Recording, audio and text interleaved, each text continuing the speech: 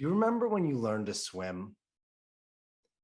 Maybe you have kids that have recently learned to swim, or maybe you have nieces or nephews or someone young in your life that you got to watch them learn how to swim.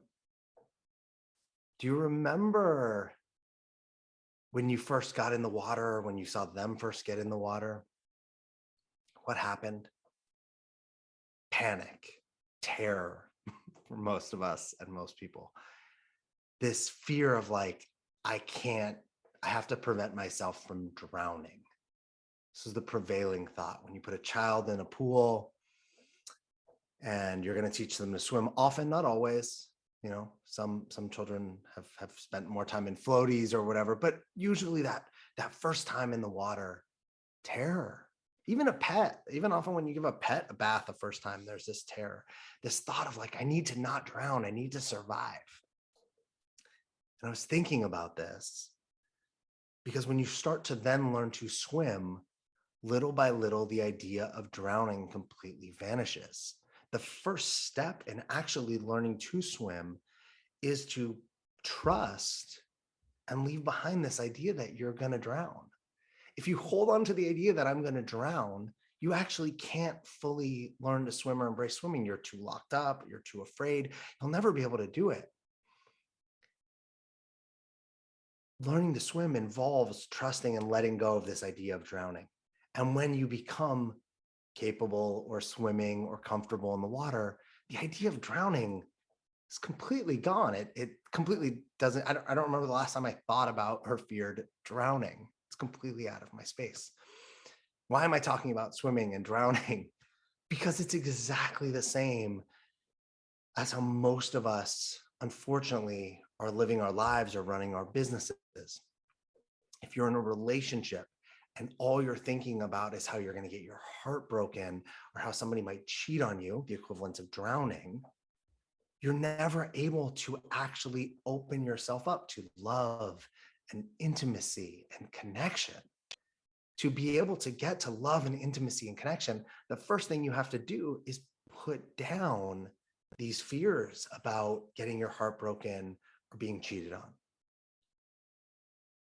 When we talk about a business, so many of my clients, the issues that they're facing on a regular basis are all the things that are happening in the world, the economy, wars, inflation, fears of recession, pandemics, not having clients, problems with their employees, problems with their customers, problems with their leadership, whatever it is. These are like all fires. These are the drownings that when they're focused on the drownings, they're unable to swim towards their goals or whatever they're committed to. And that in business or in what your job or whatever you're up to, it seems wrong. Like, well, I need to put out that fire. I need to solve that immediate problem that's showing up. But that's like trying to not drown. It's fine. You might not drown, but you're also not going to move forward. You're not going to get where you want to go. You're not going to achieve anything. The only way to get to where you want to go and achieve something and have something go different is to put that down and actually let go of that fear of drowning, let go of the fear that you need to put out every fire or solve every problem immediately, and stay focused on your goals, your mission, your values, the experience you want to have, or the value you want to create. Let those things guide you to what's next.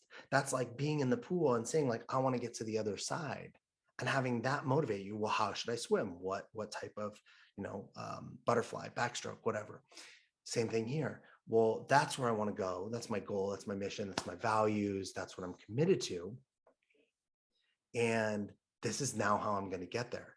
But when it's done from the drowning or the fire perspective, we're just trying to solve immediate short-term problems, and we never actually get to that next thing. And we're always like, oh, well, when this passes, then I'll be able to do it.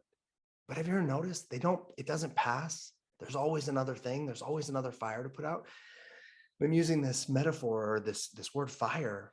Even think about firemen. Firemen don't build things. Firemen are a blessing to us because we have fires and we have emergencies that we need them. But firemen come and solve problems. They're not constructing or building other things because all their job is to do is put out fires and rescue and save. And that's their whole thing is like to prevent drownings. That's actually success in that field. Thank God that we have people that do that. But if firemen's goal, if the fire department also had a goal of,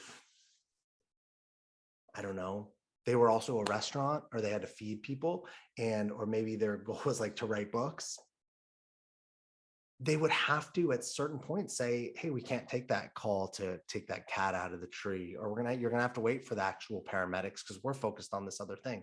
Now that doesn't exist. It's a silly metaphor because firemen's job is to do that, but to put out fires and solve problems.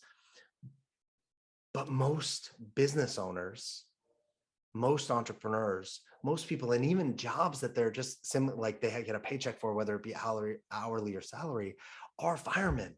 They're focused more on the problems and the things that are showing up than the mission, the values, the commitments of the company, the goals. And we wonder why it takes us so long to achieve what we want. We wonder why we're so burnt out and tired. We wonder why we feel like we don't have a purpose. Well, because we're running around putting out fires. We're responding to and reacting to everything that's coming at us, which in responding to and reacting, we're victims of everything that's coming at us. So what do you do with this? Well, there's a lot of things you can do with it. The first thing I'll offer you is choose the experience you want to have. Choose the life that you want to live. And then what are you committed to? What values? What's your mission? What's your values? So I have the life I'm committed to living, the experience of the life I'm committed to living, because I can control that. I can choose, oh, I want to have this experience. Then I can create missions and values and my commitments. And then my actions are focused on there. And then my job is to live into the experience I want, my mission, my values, and my commitments. So when fires happen, it's like I look at them even from that perspective. When problems occur, I look at them from that perspective. I'm not just trying to solve the problem of the day or the drama of the day. Thanks for listening. I don't know what I'm going to do, if I'm going to make more shorts for the Dream Mason podcast. This will be on YouTube. You can find it at Alex Terranova and the Dream Mason podcast on YouTube. And I think I'm going to start uploading some minis like this to the Dream Mason podcast